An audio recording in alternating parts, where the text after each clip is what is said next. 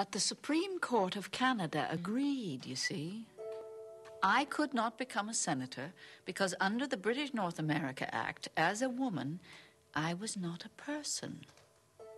I, Emily Murphy, author of the Janie Canuck books, pioneer in the war against narcotics, first female magistrate in the Empire, but not a person.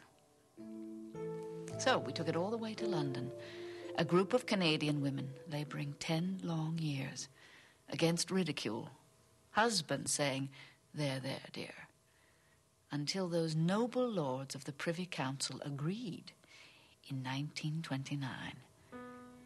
I, Emily Murphy of Alberta, and all Canadian women after me, persons under the law. So we could sit in the Senate after all. Send them home! Get rid of them! Gentlemen, please. And so, this organ, which I regret I cannot name, because of the presence of these members of the weaker sex, who, although they are married, could not possibly endure... Get them out. Patience, Ginny. Patience. Get them out! Dr. McFarlane! Mrs. Trout. There's no place for women in a medical school. Get them out!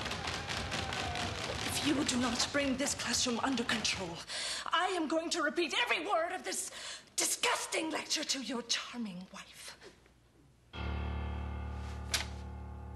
My friend Jenny Trout was not the only woman to face this kind of thing in medical school. But she would become the first woman licensed to practice medicine in Canada.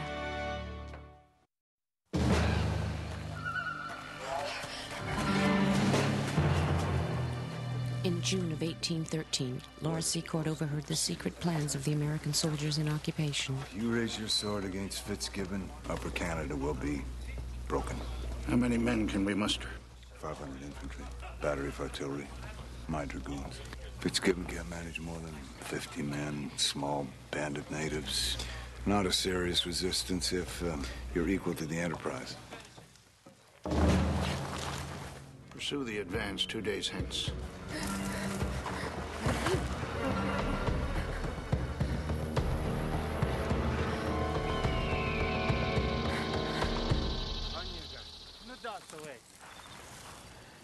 Take me to Fitzgibbon.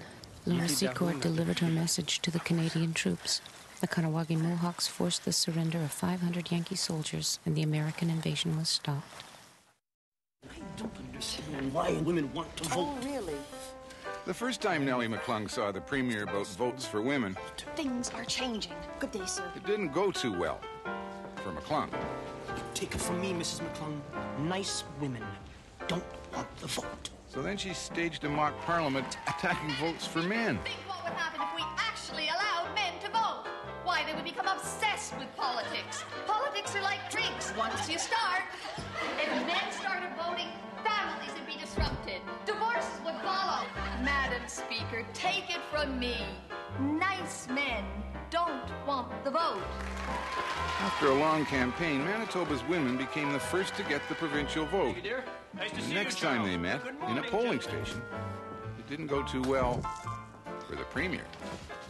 Premier Roblin, I'm sure you don't want your photograph taken with a woman who's not nice. Gentlemen. Your visit isn't really necessary. I'll judge for myself. I know you're an MP, Miss McPhail, but a woman has never... I am not leaving till I do.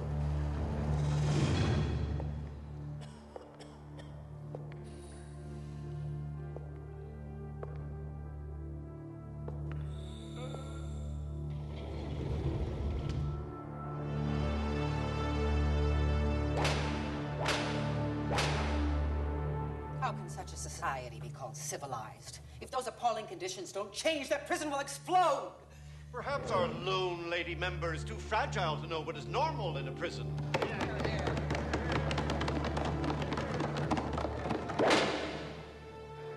Is this normal? Her courage would lead to the overhaul of the entire Canadian penal system Agnes MacPhail, Canada's first woman MP. Mustn't the baby would be here by nightfall? Amy, don't worry. We're going as fast as we can. I promised your mother that I...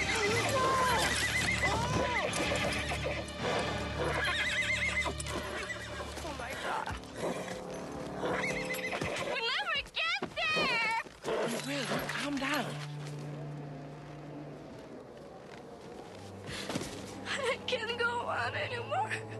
I'm tired. You made it all the way to my house on foot to get me. Right. It's only another mile. One more time. Push. Good girl.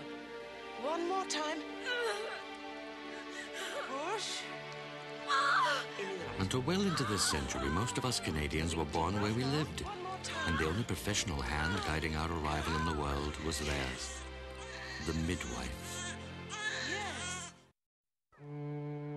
Children. You must understand, young woman, that you work for us and not the other way round. But you would like to tell me how I must go about teaching the children to read. I've told you what it is we want you to do, and that's enough. Please, Mr. Clarence, would you take a look at this? You'll not bother me with that. No, but you see, sir, your son read this today. It is quite a difficult passage. It is from the Bible. This is what I use to teach him to read. Ah, Mr. Clarence, why don't you just read it then? Both of you know I cannot read a word.